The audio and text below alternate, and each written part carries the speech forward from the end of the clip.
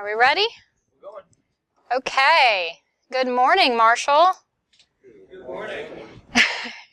Thank you to Bill for having me back again for what year is this now? 4 or 5? I don't know. I don't know.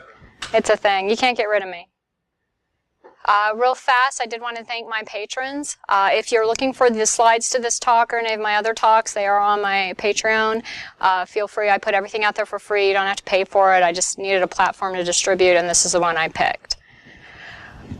So, some of you are probably wondering why we're talking about professionalism and etiquette in an InfoSec conference. And I wanted to share something that happened recently that really kind of provoked me to do this talk. I was sitting in a room with a bunch of C-suite executives, because I'm at that level now, and we were discussing staffing a project. And we had some candidates, and we'd worked with, I think, all of them before, and we were trying to decide who to ask back. Now, when they were talking about each person and who they wanted to come back, I think you might be surprised to know that the person they wanted back the most was not the most elite hacker. And it was not the most technical person. The person they wanted back was the guy that had good skills. They were okay. They weren't anything to write home about, but he was professional. He was the person they wanted to work with. And there was even another guy that actually maybe was a little bit better qualified, but nobody wanted to work with him because he wasn't professional. He was very difficult to work with, and nobody wanted to, quote, babysit him. Okay? And I sat listening to these people go back and forth talking about who they wanted on their team and why they wanted this person. They were almost in a fist fight over this one guy because he just knew how to use a calendar, and that got them so excited because he was on time for every meeting. And so I thought it was something really important because I hear folks talk a lot these days about, oh, well, I'm not going to apply for that job, or I'm not qualified for this. I'm like, if you can walk in and present yourself in a professional manner, and you have a reputation of being a professional individual, there are people that will want that before they want any sort of elite hacking skills. Okay, and I'm being honest. I was sitting in the room when this was being discussed. And the one guy they wanted, again, he was the professional. And just over and over, oh my gosh, he's great. When I ask him to do something, he does it. You know, if he has a question, he asks. If he needs clarification, he finds me. If I say I want to do something, he takes initiative and does this. You know, everything they were going on and on about this guy had nothing to do with technology, and it had all to do with what kind of professional he was in the workplace. Okay? And these were college interns, by the way. So this wasn't even like a full-time big, it was like, who do they want to come back and potentially look at employing further in the future? So keep this in mind. This is why this talk came about, because then I started kind of shopping the idea around to some of the folks at my level in InfoSec, like, I was thinking about doing a talk on this, but I'm not sure if anyone, he's like, and they're all like, oh, please do the talk. Because over and over again, the biggest struggle I hear from my peers with their staff or their teams is unprofessional behavior. And at the end of the day, you could be the most elite hacker in the world, but if you're a train wreck and nobody wants to sit in the same room with you or spend time with you or be around you, you're not going to have a job. They'll just wait for you to drop it at DEF CON. They'll watch the talk. They'll get the white paper, and they'll fine. I'll get this guy who's really smart and is professional to understand what you just did, and he'll do it for us. Okay, so keep this in mind that moving forward, just as it's important to have good skills with PowerShell or Metasploit, you need to have good skills as a person. Okay? And bring that to the workplace, and that will set you ahead of so many other people you may be competing with that have similar skills. That's what's going to set you above a lot of other people, is just bringing that professionalism. So, in the About Me vein, I actually am one of the advisory board members with the National League of Junior Cotillions in my area. And for those not familiar with that, it's an organization that tries to work with kids from kindergarten up through high school on all sorts of things like manners, introductions, how to pay and receive compliments. Bill and I were just talking about this. basic etiquette. As you get older, they go into things like telephone courtesy, receiving lines, participating in group settings. One of the biggest things I hear from people with anxiety is they get very anxious in social settings because they don't know what to do. They feel awkward. No one ever taught them how to social. Okay? So this is one of the fantastic things we do here. And then when you get on, this is my beautiful daughter. She just was the first, she did her first debutante ball as a pre-deb this year. But they go into things like interviewing for scholarships and jobs, handling peer pressure, and other adult sort of things like paying your taxes, taking out loans, dressing for job interviews, etc. And then they have another program. If you have kids or something and you're interested, they go into the cotillion debutante presentation, where they take young ladies and young men, and you do more. You do things like 5Ks, and you do a senior citizen ball, and you learn how to work together as a team and organize things and talk to the public and things like that. So it's kind of a like growth into leadership type of thing. And they have a corporate cotillion. So if no one ever got it when they were a kid, you can still get it now. It's never too late. Never too late. Marshall, on April 10th, is having an etiquette dinner. Okay? Your own school gives you this pretty much, I think, for free. I think you got to pay $5 to reserve the slot, but you get it back. Okay, let me tell you a secret, kids. If you go to cotillion, it costs money. I love going to my daughter's cotillion because I can brush up on my own stuff and I don't got to pay twice. I just pay for her and then I sit and listen. This is free. Take advantage of this while you're here. You will not regret it. I promise. April 10th, and Bill tells me they do it every year, right? Yep. You will, if you start doing these things, if you get into these environments where you're allowed to practice, and where everyone feels stupid the first time, but when you start to practice and you practice with other people that are worried about feeling stupid, all of a sudden, magically, you feel a little better about it. It gets easier. So, okay, Tess, why? You had that little talk at the office. Great. Career Builder did a survey. I think it was 2015. And 77% of the people that responded had witnessed childish behavior by colleagues or bosses in the workplace. 77%. The top complaint was whining. 55% of people in the workplace that responded to the thing have watched other adults in the workplace whine. Myself, I've seen it. It's not pretty.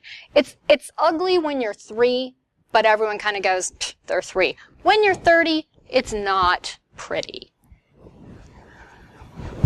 Pouting when they don't get their way. I can't share certain stories, but let's just say I've watched people twice my age pout when they don't get their way. Start rumors about a coworker. Mean girls, anyone? You can't sit with us. Okay? This still happens in the workplace.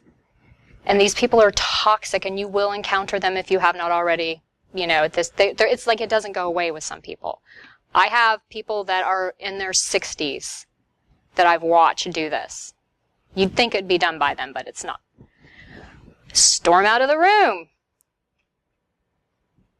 I had a dev one time, not getting his way, stand up, push everything off the table, grab his laptop, and storm out of the office like Scarlett O'Hara. Okay? And we all just kind of sat there like, okay, this guy's in his 30s. Throw a tantrum. Yes. Tears on the floor. I've seen it. Okay? 27% of the people that have responded to this have seen it too at work. Refuse to share resources. Does everyone remember when you were a kid in the sandbox and your mom was like, you need to share the dump truck, Timmy? Timmy's 40 now and he still ain't sharing the dump truck. Or it's something else now. It's something you need for your project, or it's something your team is supposed to share with another team, or it's something if you can't use it, then that means I get ahead of you. It still happens. So that kind of brings me to the topic of courtesy. And I was a little nervous about trying to talk about this because I know this can be a very touchy subject, but I'm old and I'm just going to do it now. So who here has taken an anthropology class? Anyone? Okay, if you have not taken one, I highly recommend an Anthropology 101. You don't have to take a specific anthropology of the northern Semitic whatevers. Just take a general anthropology class. And the reason I think it's important is because anthropology is the study of humans and human behaviors and societies in the past as well as the present. Okay? And there's different breakdowns. There's social anthropology, there's cultural anthropology, there's physical anthropology, like with bones and stuff. But the most important thing you're going to learn from anthropology is we're different. We really are. Look around this room. Do any of us look exactly like the other? Do you think any of us were all born in the same city? The same town? Were we raised in the same families? We all come from different places, and we have different backgrounds, and we have different things that have happened to us in our life that make us who we are. And that's what makes us different from each other, okay? So by understanding this, it helps you be more courteous to others, I think. Because if you assume everyone is just like you and thinks like you and does like you, that's making assumptions, and that could cause very big problems later when you're trying to communicate. So keep that in mind. We all are different, okay? Cultures. This is huge. Where I work, we do certain kinds of business travel where we have to go to countries that may not be as pro-women, or, they have different customs that are just foreign to us. And we have to go through training so that when we hit the ground there, we can be respectful to that country and to the people that live there, by not blending in so much as just being considerate to how they do things there and not trying to impose our American ways or our American rules or American behaviors on them, okay? Because we're a guest in their country. Now, a lot of times you'll have people that come over here from other cultures, okay? We are the melting pot, and this is a good thing. Where I'm finding that we're having big communication issues is when we don't understand that other cultures are different, okay? And they will bring their own culture with them, just maybe not knowing any better. And I think one of the best examples is personal space, okay? I know that in the past I have had some gentlemen from other cultures, and I know in that culture, their idea of personal space is very different than in America. And so when they talk to me, they get very close. Not in a disrespectful way, not in a I'm a creeping on you way, just simply in a, oh, this is where I stand when I talk to somebody when I'm in my country.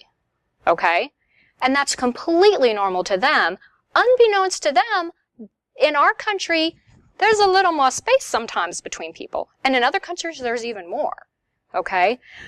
Before you assume that somebody is being disrespectful to you, or before you assume somebody has some malicious intent towards you, take a deep breath, step back, and try to understand where is this person coming from. Sometimes they really are just a creeper. But sometimes it really just is it's just a different set of rules where they came from, and they're oblivious to it.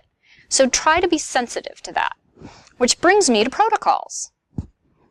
So we're all, everyone's InfoSec here? InfoSec, computer science? Okay. So I tried to go with a framework that would make sense. So you know what protocols are, right? That's what makes things talk to each other in a language they can understand, right? Okay. Not everyone's had their coffee. Believe it or not, that word existed before computers did.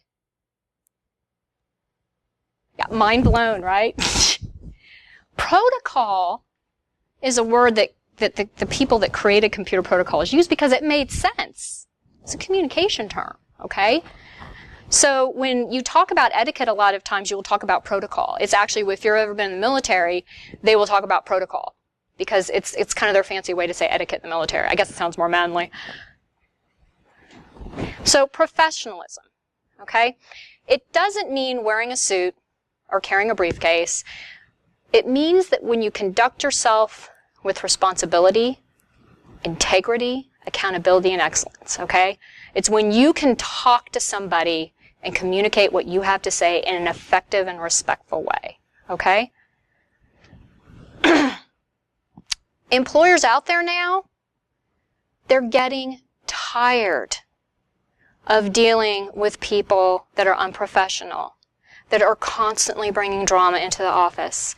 When I have to stop everything one day and spend 3 hours walking someone through a petty irritants because they don't like that someone wore the socks that they did, because they felt the socks were disrespectful because they had a cow on them and they're a vegetarian. It's like, we need to stop. This is not, you know what I mean? Professionalism, a lot of people are struggling with it right now.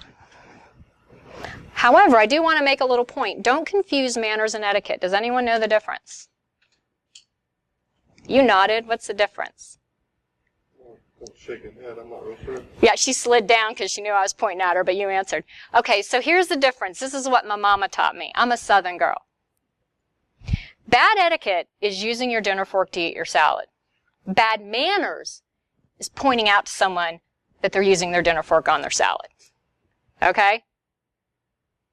Not everybody is going to know what to do all the time. Okay? Making them feel bad about it, or making fun of them, or attacking them, putting them down for it, isn't how you do it. I was at the debutante ball, and there was a gentleman there for his daughter. He was a farmer, a cow farmer. Never been in a suit before in his life, I don't think. He was so uncomfortable, and you could tell. And one of the gentlemen there, he's a businessman. His wife is one of the directors. You know, he's probably born in a suit and will, you know, takes a bath in a suit. He's like that kind of put together man, kind of like Bill. And fixing his ascot. He noticed this man looking alone and very uncomfortable, and he went over to him. And when you go to the deb ball, they have like a thing of gloves because the men wear gloves too, and they have the pocket squares. And he noticed the man didn't have a pocket square, and he's like, "I'm so glad you got here in time. We were almost out of these." And the man, of course, is so confused. He's like, he's a farmer. He doesn't know what a pocket square is. And so the gentleman was just like, "You know what? The girls just taught me a new way to fold it. Can I show you?" And he took one of the spare pocket squares and he folded it really nice. And he goes, "And you just tuck it in your pocket like that." And he put it in for the man. He didn't make the man feel bad that he didn't have a pocket square. He didn't make him feel bad he didn't know how to fold one or put it in. He graciously let him save face, helped him out. And then on top of all that, he could tell the man was there by himself. And he said, "Why don't you come over here? I'd like to introduce you to some of my friends." And he just assumed him into the group. Okay? And by the end of the evening, that farmer had some new friends. And he felt much more at ease because someone took the time to have some manners instead of pointing out when someone didn't have etiquette. Okay? So, we all know what the CIA triad is, right? Please tell me you've learned this. Yes? Yes? Okay. What is it? It's confidentiality, right? We want to prevent unauthorized disclosure of information with our systems, right? Right? Y'all are looking at me like, I think I know where you're going with this, Tess. What about integrity? Right? And availability, this is all InfoSec. We know this, so let's take this and just pull it right into professionalism, because it works. If you can remember the CIA triad for work, for your computers and your systems and your networks, you can remember it for you in a professional way. You look like you don't believe me, but I'm going to convince you. Are you ready? So let's do confidentiality. Okay? In the workspace, and even in your personal life and your family life, avoid gossip and don't spread rumors. Okay? It's one thing if you have a security clearance and you need to report certain data on a person because you're obligated to do that per an agreement you've made, it's another thing to run around and go, guess who Susie was kissing behind the building, right? When you don't gossip, when you don't spread rumors, people will tend to see you as somebody that can keep a secret, right? That can keep their mouth shut. Now, caveat, if it's a secret, it's like we tell little kids, if the secret is about something dangerous or that will hurt people, that's a secret that needs to be told, okay? But if someone comes to you and says, hey, I'm really struggling, my wife just had a miscarriage and we do that, and, you know, that's not something the whole workplace needs to know. That was something told you in confidence. And even if someone tells you something and you're not sure, ask them. I've done that. Sometimes people could just confess things to me, and I'll like, not that I would go tell anyone anyway, but just to make sure, I'm assuming this is not something you want spread around, right? Just confirm with them that this is something that they have not told everybody else. It's not common knowledge, and that they would prefer that you keep their confidence. It's an easy question to ask, and it will make you feel better because you know, okay? If you do have information that you need to distribute or share, make sure you have consent or authorization before you share it, okay? Whether it's your company data, whether it's, you know, something with your family. You know, maybe your dad got a new job, but he doesn't want everyone to know because he hasn't quit the other one yet, and he's trying to do it in a professional way, but then you go tell your friend, and then they tell this, and it comes back to the guy that runs the company, and there's a big problem. You know, respect that. Respect others' privacy, okay? Avoid discussing sensitive information in public areas, okay? Avoid bragging on social media, discussing confidential things. And if you do have information that's sensitive or proprietary at work, make sure you dispose of it properly, okay? We actually dumpster dive at my office, and we'll look through the trash to see, like, are you actually disposing of things properly, or are you just too lazy to use the shredder, okay? When you can show an employer and your team and your client that you are someone that can keep a confidence and be trusted, that's a good thing. Confidentiality. Let's do integrity next. So how would you demonstrate integrity? Integrity essentially is acting in a way that's consistent with your character and your morals. Well, if you don't have good morals, I guess it is integrity if you have bad morals and you act with them in the true sense of the definition, but we're trying not to have the bad ones. So one of the biggest complaints is people just not being on time, okay? And when you're not on time for something, you're showing an incredible disrespect to the person who's done an event or created something. Obviously, traffic happens. We all know it, okay? Last night, I almost wasn't here this morning, okay? Last night, I was very concerned because to me, it would have been very unprofessional not to show up here when I said I would be. It was like, do I get a rental car and drive through the night? Because I'm a professional. I would be here when I told him I'd be here. But I had his number out, and I was getting ready to call. You replied on Twitter, so you knew. But I was in contact with Bill last night to let him know what was going on, because through no fault of my own, I might not have been here. Okay? It happens. But if you're the person that just never shows up for anything on time, it's like people, it makes you look bad. Okay, it makes you look like you don't care. Okay, do you like it when other people don't care about you or what's important to you? That doesn't feel good.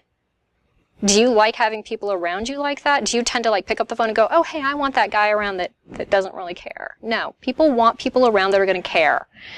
Being on time shows that you care, okay? That you're respecting the person that took the time to do whatever you need to be on time for, okay? Follow through. If you say you're going to do something, do it. If you can't do it, circle back and reconnect. Okay? I have a big project I'm working on, and then something dropped with a client, and that just out the window. Didn't happen. So when my boss lady came over and we were talking, and I have this big whiteboard and I have sticky notes, I have a hot, warm, cold thing. I'm crazy organized. And she's like, you know, is there anything you need to talk about? Because we're constantly, like, once a day, we just have a quick 5-minute talk. I said, that's bugging me because I told you I'd have that done. It's not done, and it's frustrating me. I am so sorry, but I need to circle back on this one with you. And she's like, oh, don't worry. You know, we were all doing fire drills and I get it. I'm like, yeah, but I told you I'd have it done and I didn't. So let me recommit to this one and push it out. And I did. I'm, you know, working on it now. But follow through. Do it.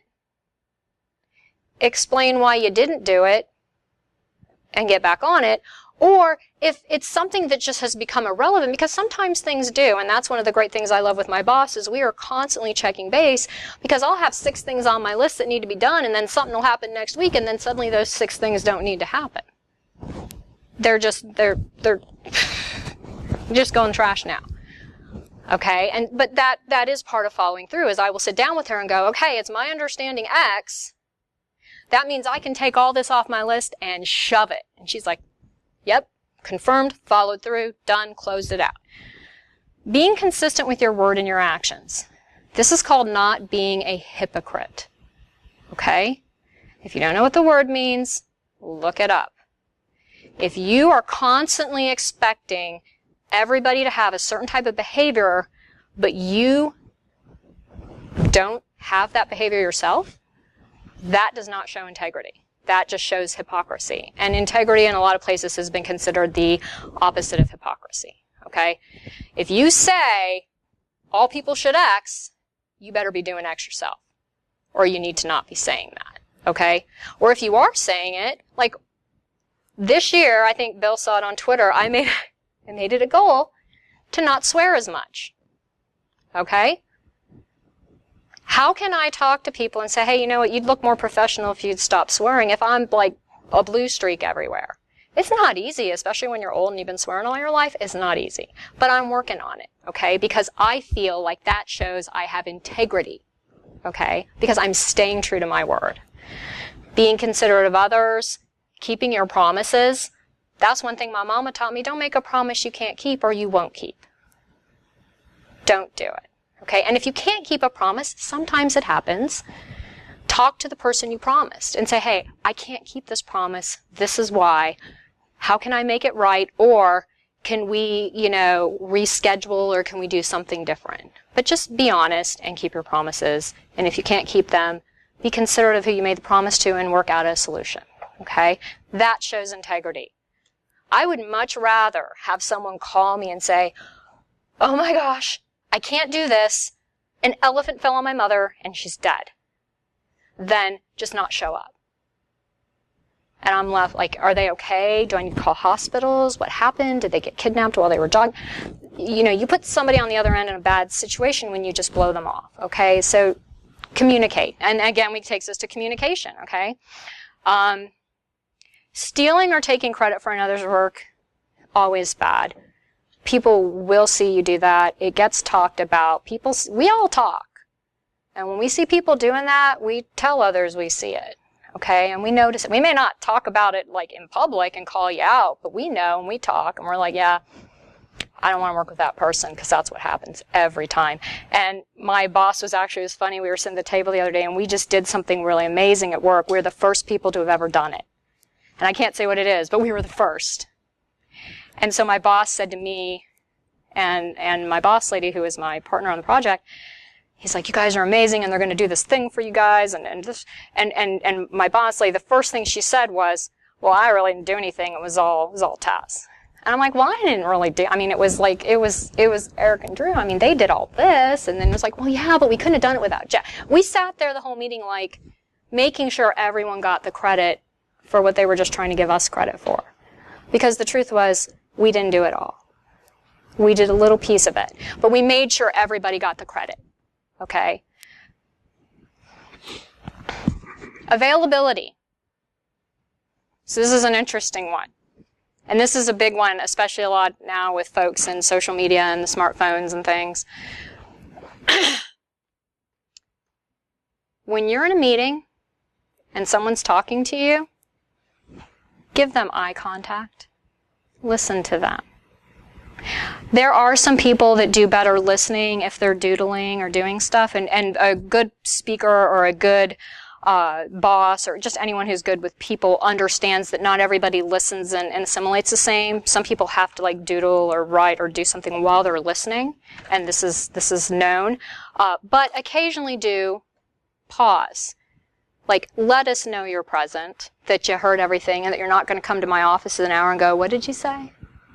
That's disrespectful to me and my time. Okay? You want to be available. If you have electronics, one thing I do now, and I've started doing a lot of new things this year, but when I go into a meeting, I leave my phone at my desk. It's not sitting there chirping and going off like a disco. I'm not getting interrupted. You have my full and present attention for that meeting, because you deserve that, right? You don't deserve to have me checking my phone every 2 seconds or, oh, hang on, I got to get this call. Guess what? They can leave a voicemail. I want to be available to you, but when your employers know you're available to them, that makes a big deal. That's remembered, okay? Avoid not my problemitis. That will shoot you in the foot faster than anything else, is when you're like, no, my problem. Well, it's going to be your problem if maybe you don't help us do something about it, okay? Sure, there are some times where you do have to say, I appreciate that this is a problem.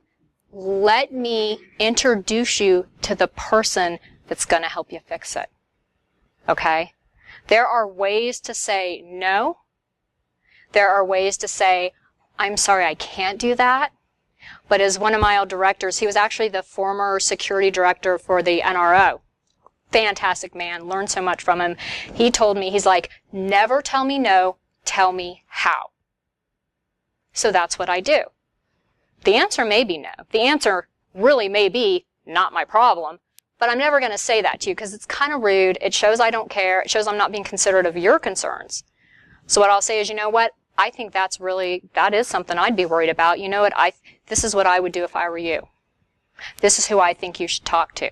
Let me see if I can connect you to that person. And that way you maintain your integrity. You maintain your, this is not in my swim lane. You don't get pulled into everything that you really don't need to be dealing with, but you do it in a respectful way. Okay? Consider an organizational tool. I have this timer up. Has anyone heard of the Pomodoro method? Pomodoro method's really awesome. They actually have apps on your phone. They got an app for everything. And it was funny, my boss lady and I actually have the same app, and we didn't realize it, and we didn't even know we were doing it, and we were both sitting at our desks, and our timers went off at the same time, and are you using that? Yes, I am. It's really neat. This guy, you can read about it online. It's called Pomodoro, like Italian for tomato. And it is called that because he used a tomato kitchen timer when he started doing it. But what you do is you set this timer, and I think it goes for 20 minutes. And you set that timer and you do your thing for 20 minutes. And when the timer goes off, you take a break. You get a 3-minute break. And then the timer goes again, heads down 20 minutes. And so after you do 2 or 3 of them, I think 3 or there's a set number you do, and then you take a longer break. It's a 20-minute break. Okay? And by there's thousands of organizational tools. It's one I like because it kind of gets you doing in little spurts. So you're available. You're paying attention. You're focusing on the work. You're not multitasking all over and getting distracted by Facebook and all that kind of things.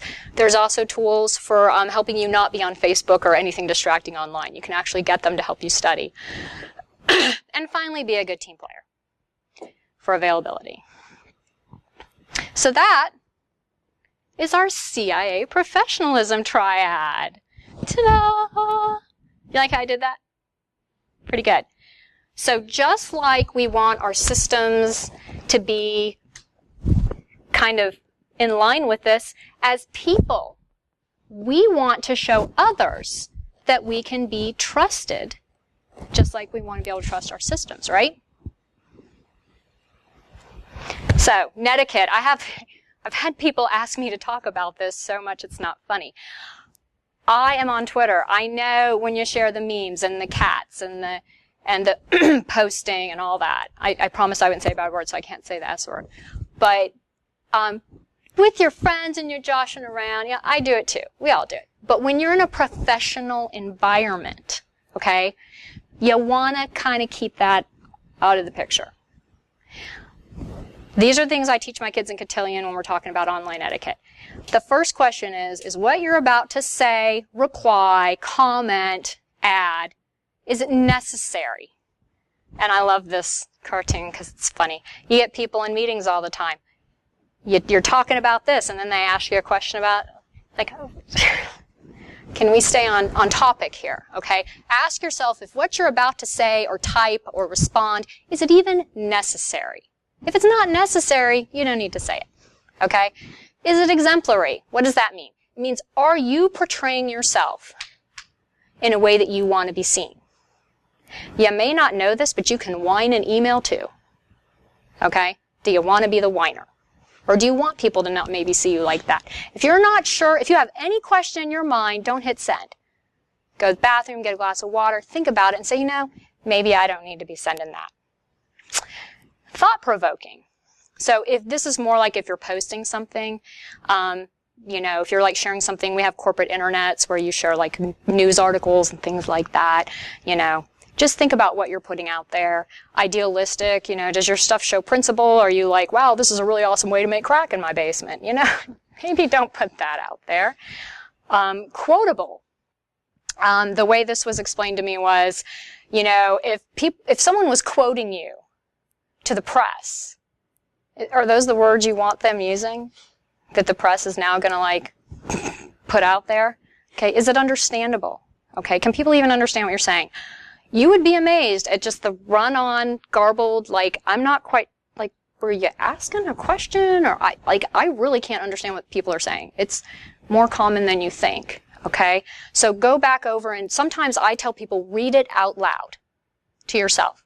Like, literally, read what you wrote down on paper out loud, and you go, oh, wait, that doesn't sound right. Let me reword this a little, okay? And think about your tone.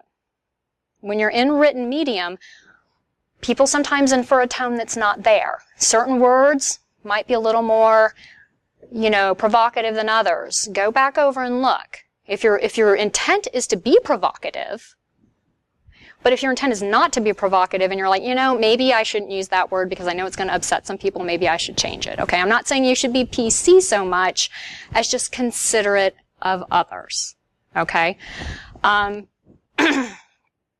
Essential. This goes back to our hamster question. Is what you're saying even remotely critical to the situation or the conversation? Okay? You know, I've had very, like, back and forth emails with people on a deliverable that's due, and then they're coming back with, like, where should we go when we go to Vegas? Where should we go to dinner? I'm like, could we have put this in another email, please? Trustworthy. Okay? People will sometimes type things in emails that I'm like, are you really saying this to me? Like, that's really sketchy, or that's kind of like, that's bordering on it. We're having an ethics issue at this point, okay? Everything you put in writing is in writing for forever. You guys know that now, okay? So think about, even if you're making a joke, I would, if I'm with my boss man and I want to make a bad joke, because we do it all the time, I will like go up to him in his ear, and we laugh, and we're done. I don't put that in writing. Especially if it gets subpoenaed by attorneys in 12 years and someone's like, she wrote this in her email, that must mean. And I'm like, no, I was kidding. You can't tell I'm kidding in an email. So think about that. And then true. Is what you're saying true? Is it a gossipy rumor? Are you just like, don't do that. Okay? And then E, exactly what you intended. Overall, when you look at what you have to say, this is communications, this is English 101, is what you're trying to say in this letter exactly what you meant to say. Sometimes it's not. Again, go back and read over what you've written. Consider what you're saying. Consider your audience. When I talk to my devs, I don't talk to them the same way I talk to my administrative assistants. This is like apples and oranges, okay? I really have to talk to those groups of people differently. And I do. So I really do have to watch, because I have lots of different groups of people I talk to, so I really have to kind of read my messages very carefully to make sure that I'm going to come across right to my audience. Some things to keep in mind. Hygiene. Yep. Was it last year or the year before, besides Las Vegas, where someone made all the Lucite badge holders with deodorants in them? Someone actually made like hundreds of these badge holders that would hold a small travel-size deodorant. Do you think someone did that just because they thought it would be funny? There's lots of funny jokes. I don't put that much work into them. Okay? Someone did that work. That tells you there was a need for that. Okay? DEF CON. Has anyone here been to DEF CON? Well, you. Remember the key cards that year where they had a different tip on each card?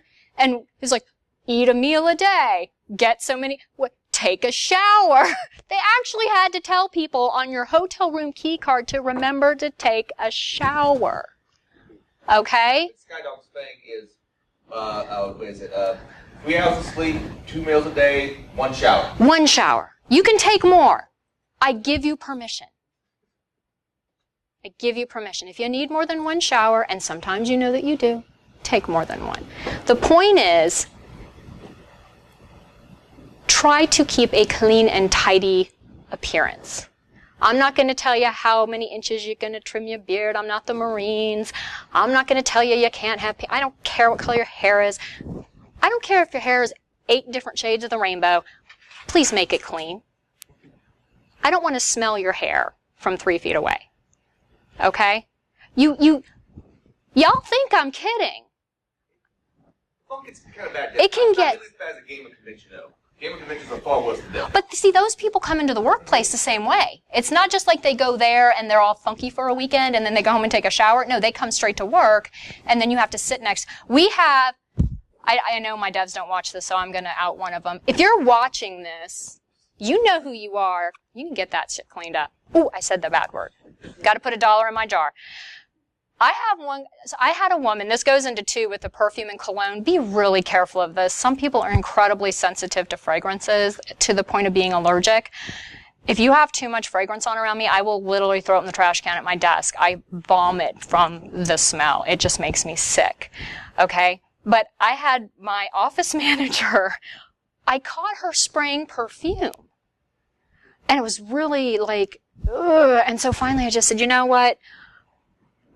Can we talk about this? And she's like, oh my God. She's like, I'm spraying the perfume because the guy next to her, his desk was so rank that the only way she could sit there was to put a screen of Chanel No. 5 up. Okay? And I walked over and looked at it. He had food there that I think was there when we moved in 3 years ago. 8,000 empty soda cans that were half full and full of mold. I mean, you needed a hazmat suit to go in his area. It was bad. It was so bad, I immediately got in my car, went to Home Depot, bought those big giant, like, what do you call them, the baking soda things and the deodorant. I mean, we looked like we were curling. We were shoving those in his thing. It was really bad. We finally had to get my boss man to have a talk with him about cleaning it up. Okay? I'm not saying you have to be perfect. I'm not saying if you're on your way to work and you spilled some coffee on your shirt, we're all going to be like, oh my God.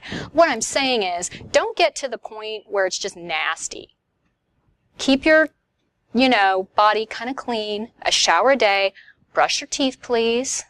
If they feel like they have sweaters on, brush your teeth, okay? I don't even care if your teeth are discolored. I just make sure your breath is delicate as a daisy, Tic Tacs, mints. We all keep a toothbrush and toothpaste in our desk at work, and we all go brush our teeth at lunch. It's just, you can do that. It's okay. Give you permission, right? Appropriate dress. This is, boom. This shirt that he has on, I don't know if y'all know the hysteria that shirt caused a little while ago on the internet. I love this shirt. I'd still need to buy one for me, okay? I love Adrian with all my heart. It does not bother him that he wears that shirt. It doesn't bother me. However, if he was asking me what he should wear to the Pentagon with me when we went, I would say, dude, do not wear that shirt, okay? Just don't wear that shirt, please. Certain clothing is appropriate for certain environments. If you aren't sure, there are many places online that you can kind of Google. What I'm going to tell you is this. I know people that have some very flamboyant, artistic, creative costuming when they go to work. I know people that go to work in like full cosplay almost, okay? As long as it's appropriate for your environment, you should be okay. But remember context. When I was in college, I was a cocktail waitress. Okay? A tuxedo vest to here with no bra was absolutely appropriate for serving drinks on a Friday night in a cocktail bar. It is not appropriate for an 8 o'clock in the morning business meeting with a general. Okay? When you go to interview somewhere, ask them, what is your dress code here? I've worked at places where you don't wear jeans, period. That's like you can get written up for it. Okay? If we're doing an office move, khakis will be fine. No jeans. Okay? And I've worked in places where, quite frankly, you could come in on stilts in a bikini and they'd be like, woo, you know? It's really, you need to ask about that when you interview. You need to kind of look at what everybody else is wearing. Dress appropriately for your environment. Okay? I'm not going to go into what you should and shouldn't wear. Just look at your environment, be appropriate, and then be respectful to those around you. Okay? Clean up behind yourself when you make a mess. We had someone in my office that would go in the kitchen and they would make food and they would leave all their dishes in the sink and just walk out. And we were all like, who's going to clean that up? Because I'm not going to say the word because everyone argues over how you pronounce it, but I'm the CISO. I ain't doing your dishes. Okay? Walk your butt back in there. Do your dishes. Okay? We don't have a maid here to run around behind you and clean up after you. Okay? Make sure you tidy up after yourself. Especially when you're using a conference room. If you have a meeting in a conference room, don't walk out and leave paper everywhere and food stains on the table. Take 5 minutes to just tidy up after yourself so that the office manager or the person that's got to get people in for the next meeting doesn't have to do it. That's rude to her. Okay? Don't come to work sick. We understand sometimes that you get to work and you didn't know you felt that bad and maybe you need to go. But if you wake up in the morning and you're like trying to figure out if you've got Ebola, don't come into the office. Okay? If bodily fluids are coming out of your orifices in your head faster than you can attend to them with Kleenex, don't come into work. Okay? Because that's the skeeziest thing everybody says is when someone comes into work and they're like, and everyone's like, oh my God, don't get near me. And then they touch everything and then everyone's like, oh.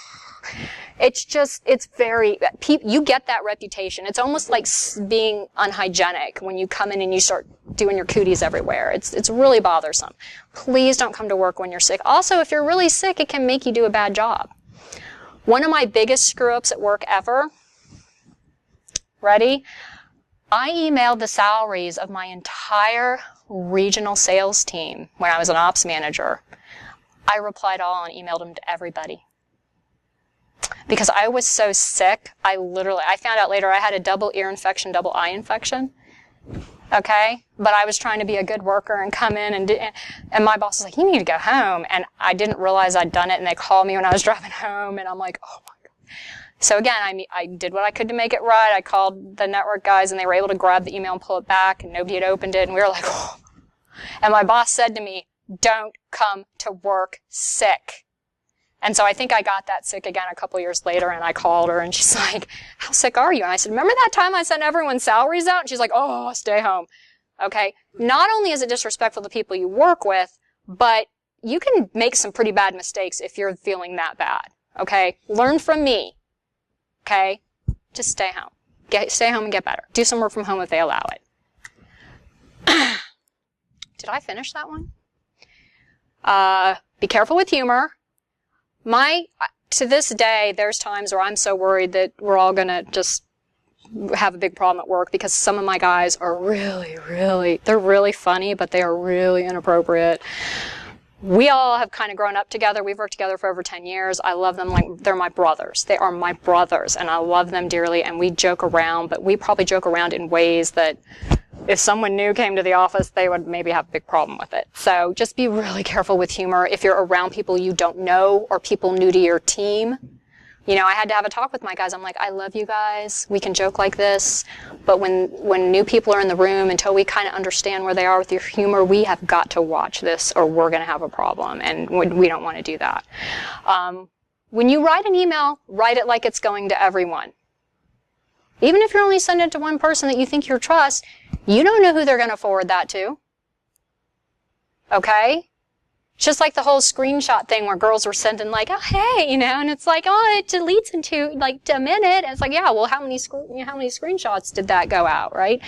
When you write a professional email or just any email that you're going to sign your name to, make sure you know it's going to go to everyone from CNN to your grandma.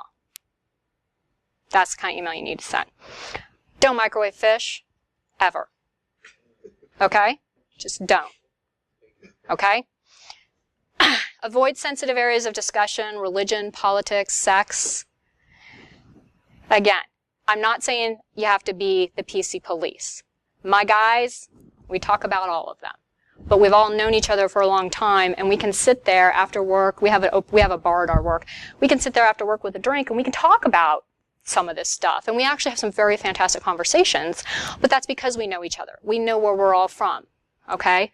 My sysadmin, one of the most amazing men I know, he's black. I have had some fantastic conversations with him about like racial politics and all this. And we'll sit there and talk. And I'm like, well, what do you think about this? And he'll go, well, that. And I'm like, well, I never considered, that. And we'll have like really great conversations because we know each other. We're friends. We trust each other. We can have that talk. But if you don't know someone, don't be all like up in their face trying to have a talk like that. Okay? Just be considerate. They may not want to talk about that. They may not feel comfortable with it. They may feel threatened. They may feel like you're trying to find this out about me, so then you're going to fire me or, Don't have those discussions unless you truly know that person, your actual friends, and you know that topic can be discussed with you as adults. Okay? Just avoid it. And then accept you're not always going to get your way. Okay? This is something we all should have learned since we were children. Apparently some people have not. You're not always going to get your way. Learn how to deal with that in a mature, professional manner. These 10 things require 0 talent and no money. Everyone can do these starting right now. Okay? Everyone can do these. You don't have to go to college to know how to do this stuff. Okay? YouTube has videos on everything. Okay? If you don't know about what your body language talks about, go out and learn. Okay? You know what someone's attitude does to you. Think about what your attitude does to them. Start thinking, being present, and understanding how your behavior affects others.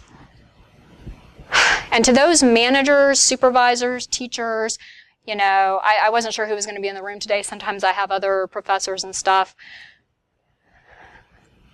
Leadership is an action. It's not a position. Okay? If you're trying to get to the top of something so you can have a title, you're doing it wrong. Okay? When you go out there, you could be the newest guy on the team, and you could be the leader because of your behavior, your attitude, your enthusiasm. Okay? Leadership is an action. It has nothing to do with what your title is. It has nothing to do with what your salary is. And it has nothing to do with what your position is. Okay? I love this quote from Steve Jobs. I actually have this framed in my office. Be a yardstick of quality. Some people aren't used to an environment where excellence is expected. This goes back to the integrity. If you are a teacher or a manager or a mentor and you want your people to have professionalism, you need to have it. You need to be the role model for them. Okay? Or you're just being a hypocrite and, just be quiet and deal with the people as they are. But if you really want them to grow and improve, show them that you're growing and improving too. Okay? Be that yardstick. So, takeaways. Professionalism is not a thing, but it's a combination of a lot of different skills. Okay? It takes time and years of experience to perfect it, but you're never going to be perfect. Bill and I were just talking before we started about how we're both doing stuff in our own personal lives to continue to grow and become more professional and to work on our manners. I started taking ballroom dance, taking speaking classes or just going to that dinner and learning a little bit, practicing shaking hands, things like that. There are people who may struggle with some of the like facets of being a professional because of the way they were raised or the environment they were raised in. They don't teach this in public schools. And if their parents didn't teach it, I have met people that have more money than Bill Gates that have the worst manners in the world. Okay? And I've met little kids who live in shelters that are some of the politest, most respectful kids you've ever met in your life. Okay? Some people are going to struggle with this. If you want to be a leader and you want to surround yourself with good people, acknowledge that maybe they need some help and be that person that maybe helps them fold their pocket square and makes them feel a little more comfortable when they want to work on stuff. Okay? To parents, leaders, teachers, managers, you've got to give your kids, your staff, your partner, you have to give people an environment where they feel safe to make mistakes and learn from them, and then have an opportunity to try again. Okay? Be cognizant of what people are capable of. If you have small children, they're only capable of so much. Okay? Don't have unrealistic expectations about what people are capable of, and do your best to help them grow, because everyone can grow. Everyone can. Okay?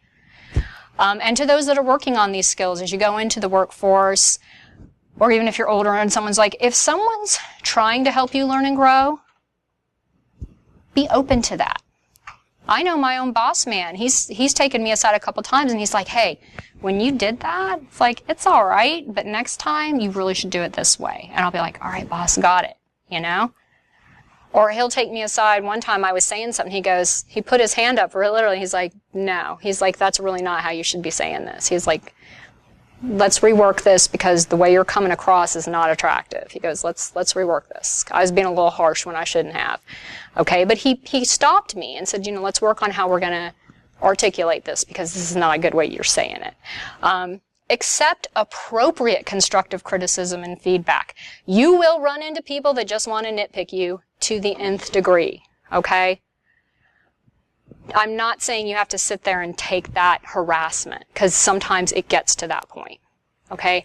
But if someone is a genuine good person, they have their CIA triad in place, and they're literally just like, hey, let me help you out a little and give you some advice, okay? Accept that. Try to grow from it and learn, take that advice. And just take this one thing away if you take nothing else, okay? Because we have a lot of people right now that they're in a bad place in InfoSec, but in everywhere. Professional, honest critique of your work or your skills is not a condemnation of you as an individual, okay? If you mess up, doesn't mean everything's over, okay? You may feel like that inside, but that's not the case, okay? If you mess up, take a deep breath, own it, like I did when I sent everyone's salaries out. Say, what can I do to make this right? Do what you can do to make it right. In some cases, you may mess up so bad you lose your job. It happens. I didn't lose my job. I was lucky.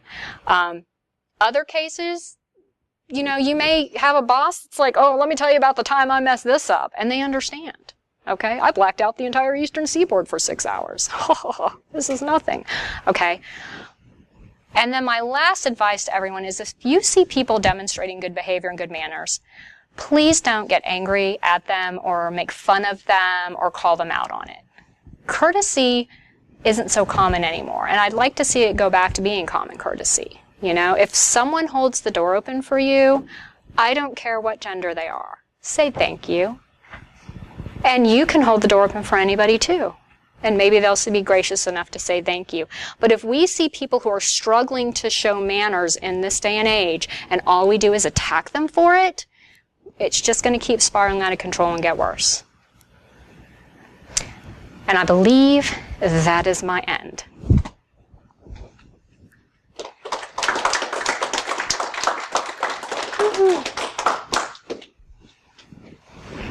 Is that okay, Mr. Bill? That's awesome.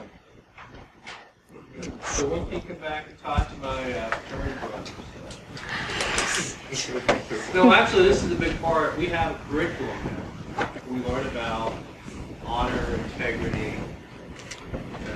We've cut off, guzzled beer. At least we have Chi Alpha.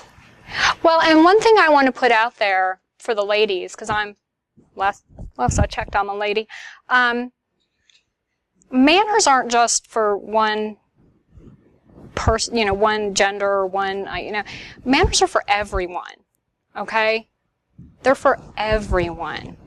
And I was telling Bill about when I was at the debutante ball, and I saw a young lady drop her glove, and there was no gentleman around to pick it up and hand it to her like they were all taught, so another young lady picked it up and handed it to her. That's what it's about, okay? We often teach manners in a male-female kind of, opposition, but everyone can do them all around. I can hold doors open for men. I can pick a glove up for a woman. If you see someone older than yourself, you can help them be seated at a table. If they look, they might need a little help, okay? You can all have manners, and you don't have to get upset with others when they have manners with you. So, and I'll stop preaching now. I would love to come talk with your fraternity. Teach them the foxtrot. Or the Argentine tango. Maybe during Secure West Virginia next time? Maybe? We could have a little party at night. Could we have a cocktail party? Could we totally shag retro? Last time we drank a case of wine. I don't think that was very... We should do a retro shag cocktail party with Frank Sinatra on the... Well, do they have gramophones anymore? Little scratchy Frank Sinatra on. I could teach everyone how to foxtrot. I'll with the planners what we're planning to do. Looking at the private. We could even loop the karaoke guys in, and they could all sing "Would you like to swing on a star?" Right? Carry moonbeams. Yeah. Thanks, Tess.